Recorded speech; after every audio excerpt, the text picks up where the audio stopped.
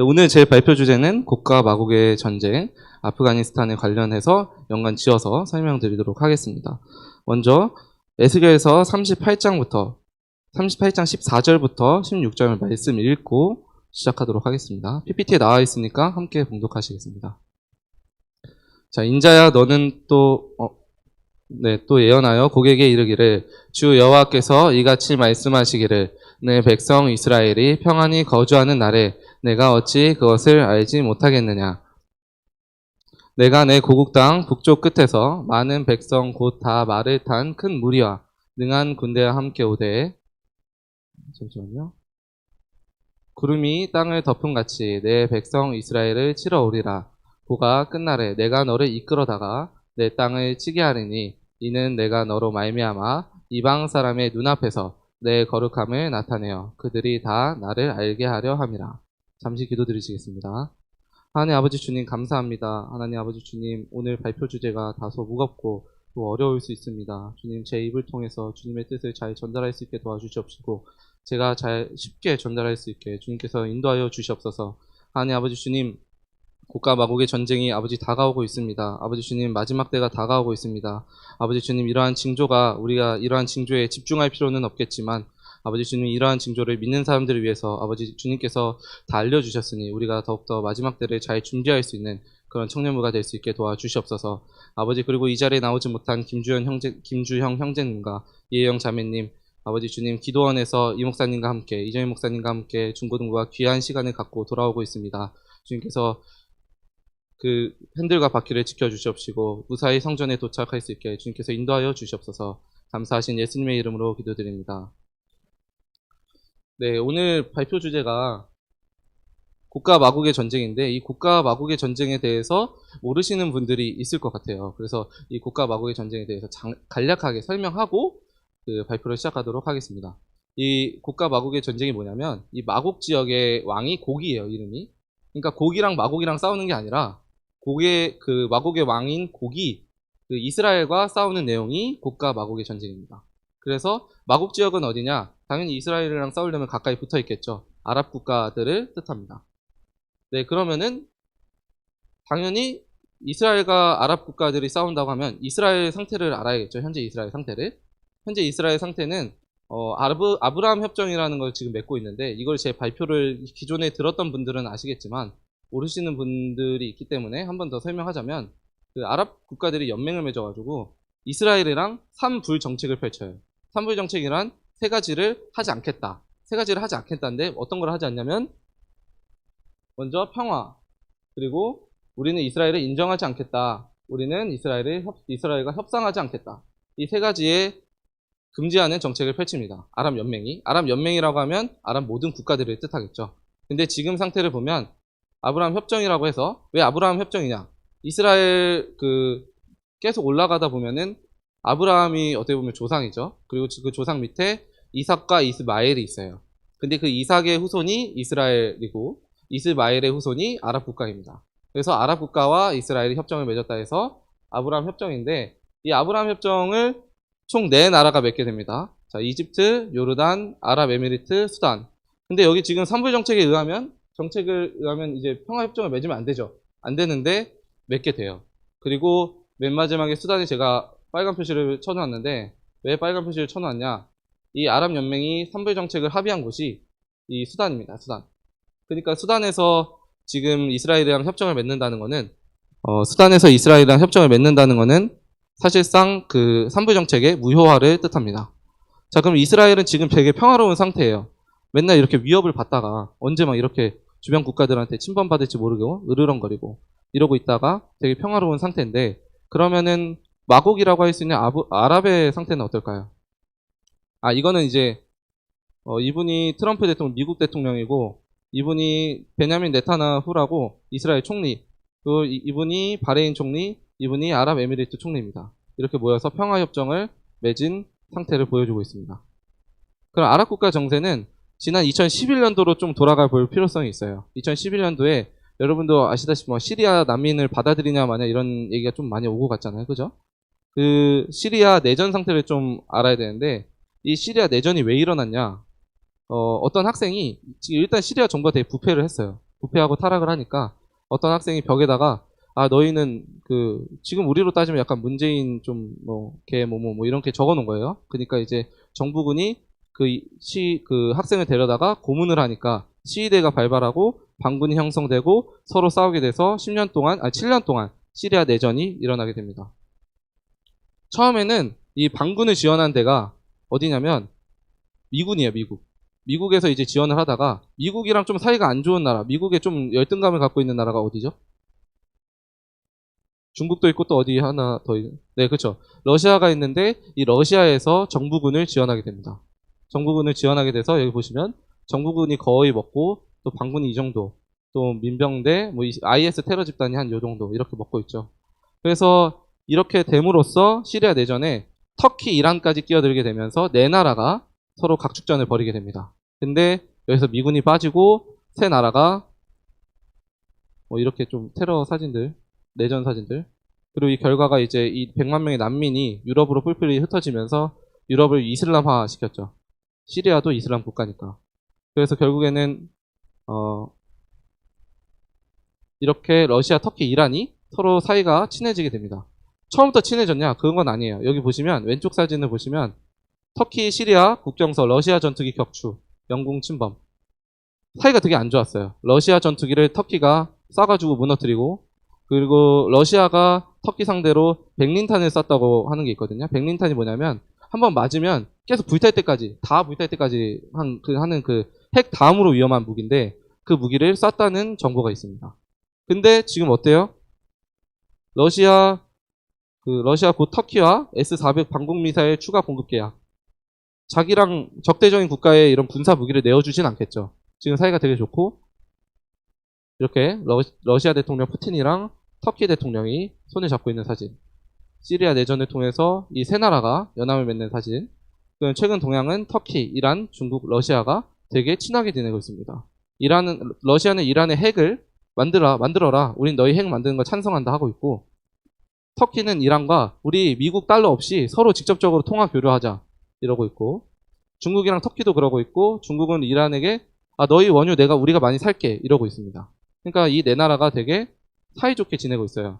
이 사이좋은 네 나라를 우리가 유심히 지켜볼 필요성이 있습니다. 여기 보시면 시리아 7년 내전의 결말은 러시아, 이란, 터키의 나눠먹기라고 돼 있죠. 결국 이 시리아 내전 결과는 이 세 나라, 더 나아가서 중국까지 네 나라가 연합하는 결과를 만들게 됩니다. 자, 그럼 이제 아프가니스탄에 대해서 저희가 좀 얘기를 해볼 거예요. 이스라엘에 관해서도 얘기를 했고 또 아랍 국가에 대해서도 얘기를 했어요. 근데 이 아프가니스탄은 그럼 뭐가 고가 마곡이랑 뭐가 연관이 있냐, 이게 무슨 연관이 있냐라고 생각을 하실 수도 있는데, 이번에 그 아프가니스탄에서 미군이 철수함으로 인해 가지고 탈레반이 집권하게 되고 200만 명의 난민이 생겼죠. 그죠? 그리고 이 역사 속에 이러한 경우가 한 번 더 있었어요. 그러니까 미군이 철수해서 탈레반이 집권한 경우가 한 번 더 있었는데, 맨 처음에 이 아프가니스탄이 어디 위치에 있냐면 그 위에는 러시아, 오른쪽엔 중국, 그 오른쪽 아래는 인도, 왼쪽에는 이란, 왼쪽 위에는 터키, 이렇게 둘러싸여 있는 곳이거든요. 내륙 지방인데 바다를 못 보는 그런 나라인데, 이 공간이 되게 전략적 요충지였어요. 전략적 요충지였고, 옛날에 그 식민지 시대 있죠. 인도가 원래 식민지였잖아요, 영국에.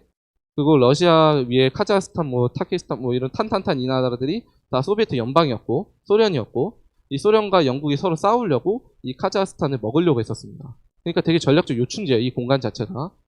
그리고 중국은 이 해양도로를 통해 안 가고, 여기 이쪽으로 이렇게 쭉 가면은 이란이랑 원유 거래를 할 수 있어요. 그러니까 해양도로를 안 간다는 건 되게 큰 이점을 갖고 있고, 중국 또한 이 나라를 탐내고 있죠. 그러니까 아프가니스탄이 되게 요충지라는 거를 여러분이 아시면 되겠습니다. 그리고 되게 다양한 민족으로 구성되어 있고, 처음부터 이슬람을 믿진 않았어요. 처음부터 이슬람을 믿진 않았고 그냥 하나의 족속이었는데, 그렇게 이제 정부를 구성하고 잘 살다가 여기 오른쪽에 이란이 이슬람화 시켜버립니다. 이슬람화 시켜버리니까 소련이 우리 탄탄탄, 여기 위에 카자흐스탄이 있거든요. 위쪽에 러시아가 있고 이렇게.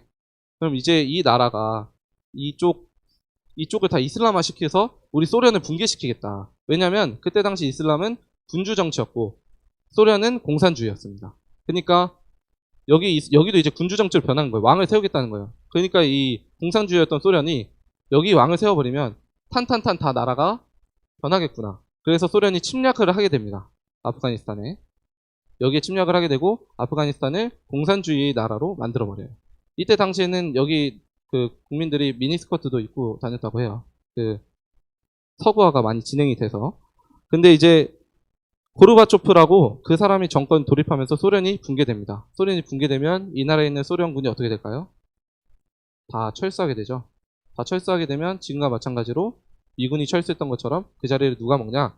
무자헤딘이라는 민족주의자들이 먹습니다. 무자헤딘이 누구냐? 지금으로 따지면 우리나라로 따지면 독립의영군이에요. 독립의영군. 되게 좋죠. 민족주의자들이고 이 나라를 해방시키겠다. 소련이라는 안 좋은 나라에서 이 나라를 해방시키겠다 하고 해방을 시켜요. 그리고 파키스탄에서 훈련을 받습니다. 그게 탈레반이에요, 지금. 지금의 탈레반이고 탈레반의 뜻은 원래 이슬람 신학생을 뜻합니다. 그러니까 학도군이었던 거예요. 학도병. 탈레반이 여기서 훈련받던 학도병이고 무자헤딘이 여기서 약간 독립무용군처럼 하다가 둘이 합쳐져요. 그리고 탈레반이 집권을 하게 됩니다. 소련군이 나가면서. 근데 중요한 건 아프가니스탄 공산주의 정권이 일단 부패를 했어요. 타락을 했고. 그랬기 때문에 국민들이 탈레반이 집권해도 쌍수를 들고 환영을 합니다. 근데 처음에는 탈레반도 되게 그 법을 잘 지키고 정치를 잘했다고 해요. 그리고 공정하게. 왜냐면 학생들이니까. 우리나라를 잘 지키겠다 하고 학생들이니까. 그래서 잘 했는데 여기에 나는 이슬람 믿고 싶지 않아요 하는 사람들이 북부 동맹을 맺습니다. 위쪽에 이렇게 북부 동맹을 맺고 탈레반이 집권한 나라. 이게 지금 상황이 아니라 옛날 상황인 거예요. 근데 이제 탈레반이 또 어떻게 돼요? 타락을 하게 되고 그 이슬람의 원리주의라고 해서 이슬람 코란을 그대로 하자는 거예요. 법으로. 그래서 뭐 그 여자가 이렇게 부르카 안 하고 다니면은 총살시키고 택시 운전사가 여성을 태우면 왜 여자한테 잘 대해주냐 택시 운전사 죽이고 막 그 여자가 마음에 안 들면 코 자르고 또 뭐 손 자르고 뭐 이런 것들 이슬람 원리주의를 입각해서 샤리아법이라고 그것을 하게 됩니다. 이때 탈레반은 미군이 지원을 하게 돼요. 왜냐? 그때는 이념주의였기 때문에 소련이 공산주의니까 소련군 몰아내려고 미국이 탈레반을 지원을 하게 됩니다. 그러니까 지금은 좀 다른 상황이죠. 미군하고 탈레반은 으르렁거리는데 그때 당시에는 이슬람하고 소련이 으르렁거렸습니다. 그래서 탈레반이 집권을 하게 되고 그 여성 탄압을 하다가 누가 등장을 하게 되냐면 여러분도 잘 아는 분인 오사마 빌라덴이 등장을 하게 됩니다.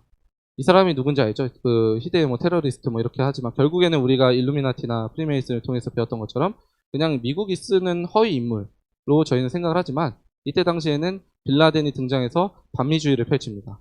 탈레반이 집권하면서 지들이 배가 부르니까 우리가 통치하겠다. 미군 나가라. 이렇게 돼서 미국 대사관을 터뜨려요. 이 사람이.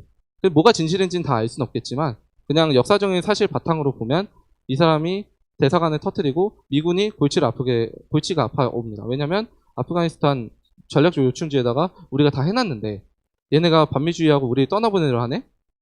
어떡하지? 하고 있는 거예요. 얘네를 없애야 되는데 빌라덴을 없애야 되는데 빌라덴이 탈레반이 아니라 탈레반 말고 알카에다라는 조직을 빌라덴이 만들어요. 근데 그 빌라덴의 알카에다를 탈레반이 숨겨주면서 미군이 탈레반의 공격을 한 겁니다. 그러니까 서로 좀 다른 조직이에요. 근데 알카에다가 조금 더 약간 급진적인 조직이라고 생각하시면 됩니다. 그래서 어떻게 되냐. 빌라덴이 결국 9.11 테러를 하죠. 근데 결국 이거 저희가 다 알다시피 1달러 접어놓은 거 보면 일루미나티가 다 한 거예요. 자기들이 자작극 펼치고 이거를 빌미로 전쟁은 명분이기 때문에 북부동맹을 지원해서 탈레반을 2001년도에 무너뜨립니다. 그래서 돌아가게 되고 오사마 빌라덴 죽고 탈레반 최고 지도자도 죽어요. 그래서 아프가니스탄 정부가 탄생을 하게 되는데 지금 한 작년까지만 해도 있었죠. 올해까지만 해도 항복하기 직전까지 있던 나라를 만들게 됩니다. 근데 이 나라가 되게 문맹률이 커요. 글을 못 읽어요. 우리나라는 이승만 대통령님이 글을 잘 읽을 수 있는 나라로 만들어서 토지 계열에도 집문서를 뺏기지 못하게 만드셨죠. 근데 여기는 그런 걸 해놔도 다시 돌아가는 거예요. 글을 읽을 줄 아는 사람들한테. 그렇기 때문에 결국에는 또 부패하게 됩니다. 여기 보시면은 아프가니스탄, 카자흐스탄, 키르스탄, 파키스탄, 옆으로 중국, 이란, 터키, 위쪽으로 러시아. 그렇기 때문에 중국은 이란과 거래하기 위해서는 여기를 뚫어야 되고 또 러시아는 해양도로 뚫으려고 이쪽으로 내려오고 여기가 되게 전략적 요충지입니다. 딱 봐도 전략적 요충지처럼 생겼죠. 가운데 있으니까. 그래서 이렇게 되고, 근데 2001년도부터 탈레반은 포기하지 않아요. 야, 우리가 힘을 키우자. 우리가 힘을 키워서 저 악독한 미국을 몰아내자 해서 20년간 힘을 키웁니다. 그래서 지금 미군이 철수하고 아프가니스탄 정부가 또 부패해서 타락해서 탈레반한테 항복하고 탈레반이 다시 집권을 하게 됩니다. 결국에는 똑같은 역사가 반복이 된 거예요. 똑같은 역사가 반복이 됐고, 근데 우리는 이 미군 철수에 대해서 좀 깊게 생각할 필요성이 있어요. 어차피 다 짜고 치는 거잖아요. 프리메이슨이나 일루미나티나 러시아나 어차피 뭐 미국이다, 북한이나 뭐 영국이나 다 로스차일드 가문이나 록펠러나 다 똑같은 한 통속인데 왜 미군이 철수했을까? 이거는 이따가 다시 설명드리도록 하겠습니다. 자, 그럼 아프가니스탄으로 야기되는 문제점이 뭐냐? 일단은 처음에 소련이, 즉 러시아랑 이슬람이 사이가 좋지 않았다가 좋아졌다가 뭐 이렇게 난리 났죠, 지금. 그리고 200만 명의 난민이 생겨서 보시면 이렇게 왔다 갔다 해서 여기에 시리아 내전으로 이미 100만 명이 생겼는데 거기에 200만 명 추가돼서 완전한 이슬람화가 되어버립니다. 그리고 여성 인권을 탄압시키죠. 이게 지금 1972년도에 아프가니스탄이에요. 미니스커트 입고 있죠. 2012년도에 아프가니스탄입니다. 부르카라고 눈도 내놓으면 안 돼요. 눈 보이면 바로 총살입니다. 그리고 2001년도부터 2021년도까지 20년간 생체 데이터를 탈레반이 가지고 축적을 해놔요. 무슨 생체 데이터냐? 너희 미국 도왔지, 너희 기독교인이지, 이런 것들을 완전히 쌓아놓습니다. 그리고 미군이 완전히 철수하면, 아직 다 철수는 안 했는데 미군이 완전히 철수하면 걔네들을 다 하나씩 잡아서 죽이겠다는 거예요. 미군을 좀만 도와주면, 이슬람으로 개종을 해도 죽이겠다는 거예요. 너희는 배도교다, 이런 식으로. 자, 이 왼쪽에 이게 불과 한 1, 2주 전에 있었던 폭발 사고인데 테러예요, 테러. 아프가니스탄의 수도인 카불의 공항에서 일어난 테러입니다. 이게 결국엔 탈레반도 테러 조직이잖아요. 근데 테러 조직이기 때문에 여러 가지 테러 집단들이 그렇게 생각을 하는 거예요. 아, 저 테러 조직 나라를 하나 먹더니 집권을 하고 정부를 구성하네? 우리도 그럴 수 있지 않을까? 하고 이건 IS가 저지른 테러고 이걸로 인해서 심각하죠. 사진들이 이렇게 일어나게 됩니다. 그리고 결말은 뭐냐? 결국에는 또 똑같아요. 시리아랑 탈레반 내각 구성 마무리, 러시아, 중국, 터키, 이란 등 초청. 이 나라만 초청했어요. 그 미국 떠난 아프가니스탄에 360억 백신 원조 나선 중국. 그 자리를 중국이 지금 먹고 있죠. 중국하고 러시아하고 터키하고 이란하고. 결국에는 저희가 이 두 가지, 시리아 내전과 또 뭐 이스라엘 평화협정과 그리고 마지막에 뭐였죠? 아프가니스탄을 통해서 알 수 있는 건 이스라엘은 지금 평화롭고 시리아 내전과 아프가니스탄으로 인해서 러시아, 중국, 터키, 이란이 연합을 했다만 아시면 됩니다. 요약하자면. 그러면 이게 고가 마국의 전쟁과 무슨 연관이 있냐? 사실 뭐 딱히 연관은 없을 수 있어요. 근데 성경에 나와 있는 지명을 잘 살펴보면 그 국제적인 흐름들을 파악할 수 있습니다. 여기 보시면 인자야 너는 마국 땅에 있는 로스와 메섹과 두발왕 곧 고게게로, 고기 왕이 이름이에요. 얼굴을 향하고 그에게 예언하여 이르기를 주 여호와께서 이같이 말씀하시기를 로스와 메섹과 두발왕 고가 내가 너를 대적하여, 주님이 이 왕을 대적한다는 거예요. 그들과 함께 방패와 투구를 갖춘 바사와 구스와 북과, 바사는 저희가 페르시아인 거 알고 있죠. 고멜과 그 모든 때와 북쪽 끝에 도갈마 족속과 그 모든 때 곧 많은 백성의 무리를 너와 함께 끌어내리라 라고 말씀하십니다. 그럼 여기 나와 있는 그 하이라이트 되어 있는데 그 주황색으로 되어 있는 데를 지명을 분석을 해봅시다. 메색은 러시아 모스크바를 뜻합니다. 메색의 히브리음이 메스케우 메세우인데 모스크바 옛날 이름이 모스케우 모스헤우예요. 그러니까 결국 러시아의 모스크바를 뜻합니다. 메색. 그 두발은 토볼스크를 뜻하고 페르시아 바사는 당연히 이거 뭐 치면 다 나오는 거죠. 이란이고 고벨과 도갈마. 그 돌궐족이 원래 터키인 거 아시고 계시나요? 우리나라를 도와줬던 돌궐족이 터키예요. 그래서 우리나라랑 형제나라라고 하는 건데 돌궐, 도갈마 다 터키. 똑같은 데입니다. 그리고 로스라고 돼 있죠. 여기 위에. 잠시만요. 여기 위에 로스라고 돼 있죠. 로스는 러시아를 뜻합니다. 결국에는 마국 지역이 이 러시아, 이란, 터키. 아까 전에 연합했던 그 세 나라입니다. 여기 보시면 러시아가 로스, 카자흐스탄, 뭐 우즈베키스탄, 뭐 투르크메니스탄, 아프가니스탄이 마곡에 껴있죠. 또 메르세우 밑에 여기 고멜과 도갈마라고 되어 있는데 여기가 터키, 그리고 페르시아가 이란, 붓이라고 되어 있는 데가 시리아, 에티오피아와 그런데 푸시라고 되어 있는 데가 리비안가 그럴 거예요. 여기 이 전쟁이 고가 마곡의 전쟁 이 곳 모두가 어디랑 붙냐? 이스라엘이랑 붙게 됩니다. 그러니까 지금 어떻게 보면은 정세가 러시아, 터키, 이란, 아프가니스탄, 차이나까지 다 이렇게 연합을 하게 되잖아요. 이 연합을 한다는 건 결국 전쟁의 때가 다가왔다는 거고, 이스라엘의 평화가 뭐가 문제가 있냐? 맨 처음에 말씀 읽었던 거 보면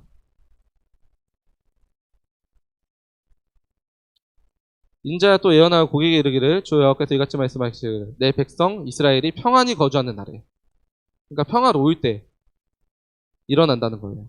근데 이스라엘이 지금 평화로운 적이 있냐? 계속 3차 중동전쟁까지 4차까지 해가지고 평화로운 적이 없어요. 왜 세계의 화약고라고 하는 데가 중동이잖아요. 거기는 이념 차이, 자기네들끼리도 싸워요. 시리아 내전이 왜 일어났냐면 그 수니파랑 시아파라 그래서 이슬람의 두 가지 종파가 있습니다. 시아파가 좀 더 심각한 급진적인 데고 수니파가 좀 많은 데인데 거기랑 이제 서로 싸운 거예요, 사실. 그러니까 지네들끼리도 싸우는데 호전적인 민족인데 자기를 안 믿는 하나님을 믿는 민족을 가만히 두겠냐고요. 그러니까 엄청 싸우다가 이제 평화로웠는데 그날에 일어난다는 거예요. 자, 이스라엘 평화롭고 시리아 내전, 소련, 아프가니스탄 사태 등으로 인해서 네 나라가 연합을 하게 되죠. 그러면 전쟁의 때가 다가왔다는 것을 저희가 당연히 알 수밖에 없습니다. 그렇죠? 왜냐하면 소련이랑 이슬람이랑 친하지도 않았어요. 시리아 아프가니스탄 역사 속에 보면은 서로 으르렁거리다가 또 친해지는 거예요. 왜 친해지겠어요? 그죠? 그리고 여기 지역명을 보면은 당연히 그쪽 지역이고, 그럼 아프가니스탄의 미군 철수 이유에 대해서 저희가 한번 다시 짚어볼 필요성이 있습니다. 자, 전쟁은 명분이죠. 전쟁은 명분이에요. 다 짜고 치는 고스톱이긴 하지만 미국 국민들이 봤을 때 어떻게 생각을 하겠습니까? 여기 아프가니스탄에 미군이 있는데 여기 이 나라에 치려고 그러네. 이스라엘이랑 미국은 동반국인데 우호국인데 그러면 국민들이 뭐라 그래요? 도와주라고 하겠죠. 미군은 도와줄 수가 없어요. 왜냐면 어차피 다 한통속이니까. 그러니까 철수한 겁니다. 철수한 거고, 또 아프가니스탄은 전략적 요충지, 중국과 연결이 돼 있어요. 이렇게. 유사시에 중국도 도와줄 수 있겠죠. 그러니까 철수한 거고, 또 러시아, 터키, 이란, 중국의 연합이 결성되고, 또 여기에 미군 하나만 있으면 우리나라의 주한미군이 주둔하는 이유 중 하나가 동방아시아의 전쟁 억제력 때문에도 있거든요. 그러니까 미군이 하나 이렇게 딱 버티고 있으면 북한도 까불지 못하고 일본도 까불지 못하고 중국도 까불지 못하고 다 까불지 못하는 거예요. 그런 것처럼 여기 미군이 있다? 그럼 이쪽 나라들 다 못 까부는 거죠. 왜냐? 여기는 미군만 없애는 게 문제가 아니라 전쟁은 명분이기 때문에 여기는 미군을 없앤다. 그러면 기존에 있던 미국은 어떻게 할까요? 당연히 오겠죠. 증원정력으로. 유사시에 천조국이라고 불리는 나라가 미국입니다. 천조국이 뭐냐면 1년 국방비만 1,000조예요. 우리나라는 10조 정도밖에 안 되거든요. 그러니까 1,000조면 어마어마한 전력이고 그 1,000조를 계속 쌓았기 때문에 제가 2007년도에 조사한 거는 2,400억 조까지 그 군사력이 있대요. 그러니까 세계 2위부터 10위까지 다 합쳐도 1위한테 안 돼요. 미국한테. 그렇기 때문에 눈치를 보는 수밖에 없어요. 그냥 표면상 눈치 보는 거죠. 다 짜고 치는 건데. 그래서 아프가니스탄에 미군이 철수하게 되고 여기를 이 러시아, 중국, 이란, 터키가 먹게 되면서 고가 마곡의 전쟁에 그 전조 증상이 완벽하게 만들어지게 됩니다. 그럼 어떻게 될까요? 고가 마곡이 함께 봉독하시겠습니다. 22절과 23절만 같이 봉독하시겠습니다. 내가 또 전염병과 피로 그를 심판하며 쏟아지는 폭우와 큰 우박덩이와 불과 유황으로 그와 그 모든 무리와 그와 함께 있는 많은 백성에게 비를 내리듯 하리라. 이같이 내가 여러 나라 눈에 내 위대함과 내 거룩함을 나타내어 나를 알게 하리니 내가 여호와인 줄을 그들이 알리라. 아멘. 여호와 주님께서 이들을 완전히 패배시킵니다. 당연히 그럴 수밖에 없죠. 왜냐하면 여기서 어떻게 이 나라들이 다 이쪽을 공격을 하는데 이스라엘이 이 나라들을 다 어떻게 막겠어요? 자기네들 힘으로. 당연히 주님께서 와주시고 전염병과 지진, 우박 이런 것들을 통해서 완전히 멸망을 시킵니다. 대패를 시키죠. 멸망은 아니고.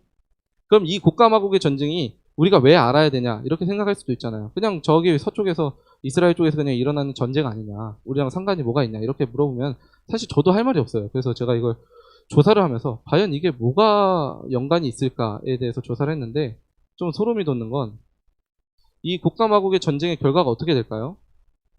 여기 보시면 이스라엘이 이렇게 있고 예루살렘이 여기 이렇게 있어요. 이렇게 점선되어 있는 거 보이시나요? 이 점선이 이스라엘 땅이 아니에요. 팔레스타인이라고 이슬람 땅입니다. 이슬람 땅이고 예루살렘이 껴있죠. 여기가 이제 껴있는 이쪽 왼쪽 면이 이스라엘에게 통곡의 벽이라고, 왜 그 트럼프 대통령이 기도하고 막 그런 데 있잖아요. 그 통곡의 벽의 벽. 이 벽밖에 못 얻었어요, 이스라엘이. 그 이스라엘의 입장에서도 예루살렘에 있는 성전이 가장 큰 자기네들의 어떻게 보면 종교에 있어서, 우리 종교에 있어서 성지인데 못 얻은 거죠. 이쪽이 다 이슬람 거예요. 이슬람도 결국에는 시작은 이스마엘에부터 시작했기 때문에 여기도 지네들의 성지라는 거예요. 그 성전은 이쪽 이슬람이 다 먹고 있습니다. 근데 혹시 네, 이 전쟁에서 이스라엘이 이기면 어떻게 될까요? 이 땅을 누가 먹죠? 이스라엘이 먹게 되죠. 그럼 예루살렘을 자기네 땅으로 만들어요. 그러면은 이렇게 이기게 되죠. 그러면은 어떻게 될까요? 자기네들의 수건 사업인 제3성전을 짓게 됩니다. 제3성전을 짓게 되는 게 왜 중요하냐? 자, 말씀 하나 읽겠습니다. 그러므로 너희가 선지자 다니엘이 말한 바 멸망에 가증한 것이 거룩한 곳에 서거든 읽는 자는 깨달을진저. 자, 선지자 다니엘서를 그럼 한번 찾아볼까요? 그가 장차 많은 사람들과 더불어 한 이래 동안에 언약을 굳게 맺고 그 일의 절반에 제사와 예물을 금지할 것이며 또 포악하여 가증한 것이 나에게를 의지하여 설 것이며 또 이미 정한 종말까지 진노가 황폐하게 하는 자에게 쏟아지리라 하였느니라 하니라. 그 이래가 뭐냐면 7년입니다. 7년. 7년의 절반에, 그러니까 7년을 절반으로 나누면 전 3년 반이 있고 후 3년 반이 있겠죠. 후 3년 반에 제사와 예물을 금지할 거라는 거예요. 그러면 멸망에 가증한 것이 거룩한 곳에 서거든. 멸망에 가증한 것이 적그리스도고 거룩한 곳은 어딜까요? 네, 제3성전이죠. 이 3성전이 지어지게 되면 이곳에 적그리스도가 나타나게 되고 이 말씀들처럼 또 적그리스도가 후 3년 반에 제사와 예물을 금지시킬 겁니다. 다음 표를 보시면 여기 보시면 이 공중재림 휴거 전에 곡과 마곡의 전쟁이 일어나는 거예요. 그래서 예루살렘을 이 이스라엘이 먹게 되고 3년 반 동안 예루살렘 성전을 건설하고 적그리스도가 등장하고 후 3년 반에 우상숭배 강요하고 육류표표 강요하고 또 이제 제사와 예배를 못 드리게 하고 유대인 핍박하고 하면은 유대인이 어떻게 돼요? 성경 보면 돌아온다고 돼 있죠. 이것들을 통해서 유대인들이 이스라엘이 깨닫게 됩니다. 아, 우리가 예수님을 핍박했던 게 또 이렇게 돌아오는구나. 그래서 돌아오게 되고 그때 마지막 전쟁인 아마겟돈 전쟁이 일어나게 됩니다. 이 공중재림 휴거는 여기도 일어난다고 돼 있는 말씀도 있고 이 중간에 전 3년 반 중간에 일어난다는 것도 있고 이 후 3년 반 후에 일어난다는 얘기도 있습니다. 근데 성경에 이 목사님께서 성경에 그 근거들이 다 있대요. 그러니까 근데 이건 중요하지 않아요. 휴거는 할 사람이 하는 거고 우리가 그냥 믿음으로써 더 휴거되기 위해서 더 죄성을 고치고 이러면 되는 거지. 이거를 뭐 언제 할지에 대해서 뭐 신경은 안 쓰셔도 됩니다. 크게. 어차피 주님께서 다 주관하시는 거기 때문에. 그렇지만 곡과 마곡의 전쟁 이후에 적그리스도가 등장하고 그 다음에 아마겟돈 전쟁이 일어나는 거는 성경에 정확히 나와 있습니다. 자, 새 영이 누구냐면 그 성령, 성부, 성자라고 하잖아요. 근데 거짓 선지자, 거짓 그 용, 그 짐승 해가지고 그 사단도 이걸 똑같이 따라해요. 그러니까 새 영이 히브리어로 아마겟돈이라 하는 곳으로 왕들을 모으더라. 모아서 아마겟돈이라는 곳이 어디냐? 히브리음으로 무기또라고 하는 데입니다. 이 무기또. 실제로 있어요, 이 지역 자체가. 이 무기또가 헬라어로 하무기또라고 하는데 이거를 뜻하는 게 아마겟돈이고 여기가 어떤 곳이냐면 엘리야가 옛날에 바알 선지자가 아니라 바알 신자 850명이랑 1대 850으로 그 바알 신자를 다 도륙한 곳이에요, 이곳이. 무기또. 이곳으로 모은다는 거고 또 여섯째 천사가 그 대접의 큰 강 유브라데에 쏟으며 강물이 말라서 동방에 오는 왕들의 길이 예비되었더라. 마병대 수는 2만만이니 내가 그들의 수를 들어노라. 자, 봅시다. 유브라데 강물을 그 대접을 쏟는데요. 강물이 마른데요. 유브라데 강이 그 터키랑 이란 이렇게 흐르는 강인데 그 강이 2,700km나 돼요. 그러니까 이게 마를 수가 없는 강이거든요, 사실. 그리고 마병대수가 2만만이라는 거는 2억 명이라는 뜻입니다. 자, 보면 유브라데 강이 마르고 있습니다. 마르고 있고 터키에서 댐을 건설했는데 이 댐 때문에 마르고 있대요. 그리고 여기는 히말라야 산맥이거든요. 이 중국이 이스라엘로 오려면 히말라야 산맥을 건너와야 돼요. 근데 이 히말라야 산맥을 건너올 수가 없겠죠. 근데 중국이 여기를 고속도로를 팠답니다. 그러니까 여기 이제 도로 상황이 완전히 좋다는 거예요. 그리고 유브라테스 강이 마르게 되면 전차나 뭐 탱크 같은 것들이 이렇게 잘 넘어올 수 있겠죠. 그러면 봅시다. 2만만 명이라고 하는데 2억 명이잖아요. 2억 명을 동원할 수 있는 동방의 왕은 누굴까요? 중국밖에 없겠죠. 그러니까 러시아, 터키, 이란, 중국이 지금 연합을 하고 있는 겁니다. 그러면은 이제 거의 발표의 막바지가 됐는데 이렇게 되면 이 아마겟돈 전쟁의 결말이 어떻게 될까요? 이스라엘이 회복되면서 모든 적그리스도 연합군들이 이스라엘을 쳐요. 그럼 당연히 주님께서 재림하셔서 완전히 심판하실 텐데 이 결말이 어떻게 되냐? 천사가 낫을 휘둘러 땅에 포도를 거두어 하나님의 진노의 큰 포도주 틀에 던짐에 성밖에서 그 틀이 밟히니 틀에서 피가 나서 말 굴레까지 닿았고 1600 스다디온에 퍼졌더라. 이 땅의 포도들이 열강들의 왕이라고 생각하시면 됩니다. 적그리스도 연합군. 연합군을 틀에서 넣어서 밟으니 피가 났다는데 1600 스타디온에 퍼졌대요. 1600 스타디온이 반경 350km입니다. 그러니까 이 전쟁으로 인해서 반경 350km의 모든 곳이 완전히 그냥 피로 물들게 되고 짐승이 잡히고 그 앞에서 표적을 행하던 거짓 선지자도 함께 잡혔으니 이는 짐승의 표를 받고 그의 우상에게 경배하는 자들을 표적으로 미혹하던 자라. 이들이 산채로 유황불 붙는 못에 던져지고 그 나머지는 말 탄 자의 입으로부터 나오는 검의 죽음에 모든 새가 그들의 살로 배불리더라. 결국 이렇게 끝나고 주님께서 재림하시고 그 다음에 천년왕국이 일어나고 그 다음에 또 고가 마국의 전쟁이 또 있어요. 근데 이거는 지금 오늘 다루지 않을 거고 이렇게 진행이 되는 건데 사실 이 말씀에 관해서 이 발표에 관해서 여러분들이 집중할 필요는 크게 없습니다. 이거에 목매일 필요는 없다는 거예요. 왜냐하면 뭐 그럴 수 있잖아요. 곧 고가 마국의 전쟁이 일어나는데 전쟁이 일어나고 아마겟돈 오는데 난 그냥 막 살아야겠다 이럴 수도 있는 거고. 근데 그게 중요한 게 아니라 지금 저희가 가지고 있는 죄성들을 좀 고치고 이 죄성들이 사실 작은 건데 이 작은 것들 때문에 그 마지막 때를 준비하는 큰 거를 놓치면 안 된다는 거죠. 그래서 우리가 이 주님께서 알려주신 징조들을 잘 파악하고 생각하고 좀 국제적인 흐름을 잘 보면서 마지막 때를 준비하는 청년부가 됐으면 좋겠습니다. 네, 기도하시겠습니다. 하나님 아버지 주님 감사합니다. 너무나도 횡설수설하게 아버지 주님 발표를 진행한 것이 아닌지 너무나도 걱정이 됩니다. 주님께서 우리 청년부들의 뇌에 들어가 주셔서 이 어려운 발표, 이 어려운 내용을 잘 기억할 수 있게 도와주시옵시고 우리가 더욱더 국제적인 흐름을 잘 파악해서 마지막 때를 온전히 준비하는 그러한 청년부가 될 수 있게 도와주시옵소서. 감사하신 예수님의 이름으로 기도드립니다.